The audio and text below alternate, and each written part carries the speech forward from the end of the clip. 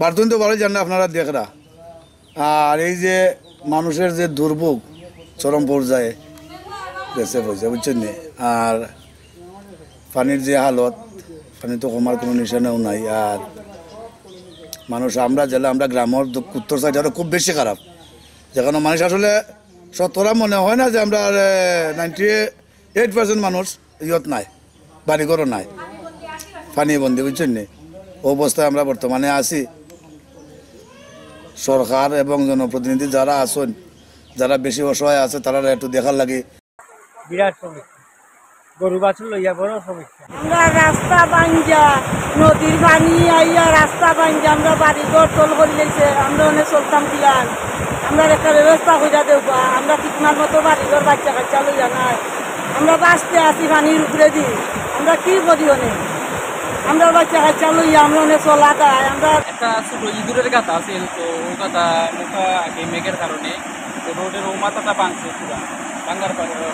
ভাঙার পরে অত্যন্ত সময় পানির তেলা লইছে, তেলা লোয়ার বাদে হালকা পানি ছয়ে ছইয়া ভাঙার বাদে তো মানুষও দেখছে, আমরাও আইসি আইয়া পাশ পাশে থাকছে। এখানেও আর দিছে, বস্তা দিয়ে মাটি দিছে দেওয়ার বাদে মানে মোটামুটি একটু আশ্চর্য পরে সময় যত সময় যাইবে তত তো পানি ঢুকার কারণে পানি বেশি হয়ে গেছে। হওয়ার বাদে তো হঠাৎ করে সকাল 8টার দিকে মানে ভাঙ্গিয়ে গেছে সারা ভাঙ্গিয়া ভাঙতে এখন অনেক বড় হয়ে গেছে। আপনারা তো দেখতে পারেন। আর এই যে আমরা আওয়ার আছে, এই আওয়ার তো আস্তা ভরে গেছে পানি। হালকা তেল নিজেরা পাঠন দেখবেন সব শান্তি। দেখি আরেকটা নেব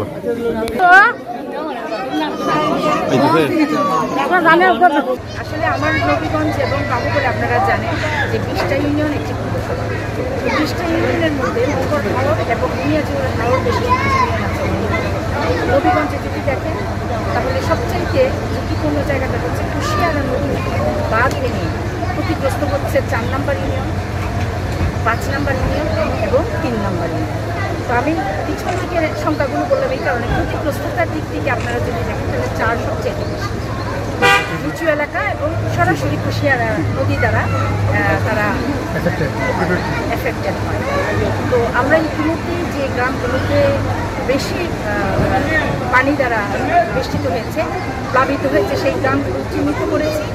আমি আমার দলের নেতৃবৃন্দ, বিশেষ করে উপজেলার চেয়ারম্যান সাহেব এবং আমাদের আওয়ামী লীগের নেতৃবৃন্দরা আছেন, ভাইস চেয়ারম্যান বৃন্দরা আছেন, তারা আমরা সবাই সংঘবদ্ধভাবে প্রশাসনের কাছ থেকে ত্রাণ নিচ্ছি এবং আমরা চেষ্টা করছি যে যে গ্রামগুলো প্লাবিত হয়েছে সবগুলো গ্রামকে আমরা সেখানে যাওয়া, মেসেজটা দেওয়া যে আমাদের সরকার, আওয়ামী লীগ সরকার এবং আমরা তোমাদের পাশে আছি।